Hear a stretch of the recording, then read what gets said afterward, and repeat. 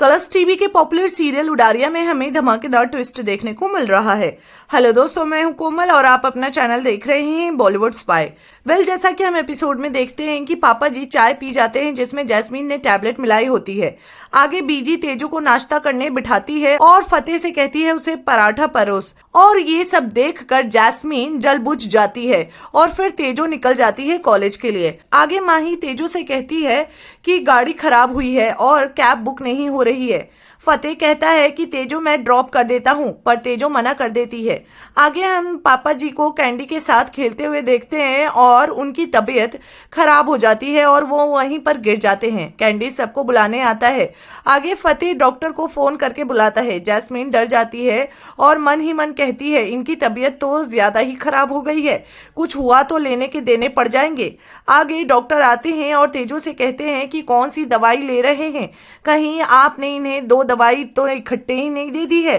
तेजो कहती है नहीं, मैंने एक ही गोली दी है और एक मल्टीविटामिन। डॉक्टर कहता है हो सकता है कि आपने एक ही गोली दो दे दी है, ये ओवरडोज के कारण हुआ है, आगे से ध्यान रखिएगा नहीं तो कुछ भी हो सकता है। आगे आंटी जी बहुत ही चिल्लाती हैं तेजो के ऊपर और माची भी कहती हैं कि इतनी बड़ी लापरवाही, वैसे तो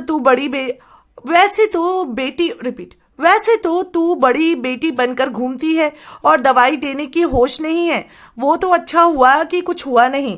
तेजो मन ही मन कहती है ये कैसे हो सकता है, मैंने एक ही दी है। बीजी तेजो को साथ देती है। जैस्मीन खुश हो जाती है और कहती है आज पहली बार तेजो पर शक हो जा रहा है। आगे माजी तेजो को बहुत सुनाती है और तेजो टूट जाती है। तेजो टेरेस पर जाती है और बहुत रोती है। फतेह आ जाता है। वहां पर तेजो कहती है मुझे रोने के लिए तुम्हारे कंधे की जरूरत नहीं है, मैं ठीक हूँ, तुम्हारी हमदर्दी नहीं चाहिए, अपने आप को संभाल सकती हूँ। और फतेह कहता है मैं जानता हूँ तुम खुद को संभाल सकती हो, पर तेजो मैं यहाँ तुम्हें कोई सहारा देने या हमदर्दी देने नहीं आया हूँ, वो तो मेरा हक ही नहीं है ना। आगे फतेह कहता है तुम बहुत स्ट्रांग हो, जो दूसरों को सहारा देता है उन्हें किसी के सहारे की जरूरत नहीं होती है, अपना हर दुख का सामना तुम खुद कर सकती हो और तुम्हें कंधे की जरूरत नहीं है। फतेह आगे कहता है मैं तुम्हें यहाँ बताने आया हूँ कि तुम कुछ भी गलती नहीं कर सकती हो, डॉक्टर कुछ भी कहे, लेकिन मैं कभी ये नहीं मान सकता हूँ ये तुम कभी नहीं कर सकती हो, इसीलिए आंसू पोंछो और नीचे चलो। पापा को होश आएगा तो सबसे पहले वो तुम्हें देखना चाहेंगे। आगे पापा को होश आता है और वो कहते हैं मेरी बेटी सपने में भी ऐसा नहीं सोच सकती है। और पापा कहते हैं तेजो तेरे हाथ का बनाया सूप खाना है। आगे कैंडी को देखकर पापा जी बहुत खुश हो जाते हैं। आगे जैस्मीन तेजो के पास जाती है और कहती है क्या मिला तुझे ये सब करके, तू कितना कुछ करती है सबके लिए, लेकिन देखा ना सब तुझे कैसे ब्लेम कर रहे थे।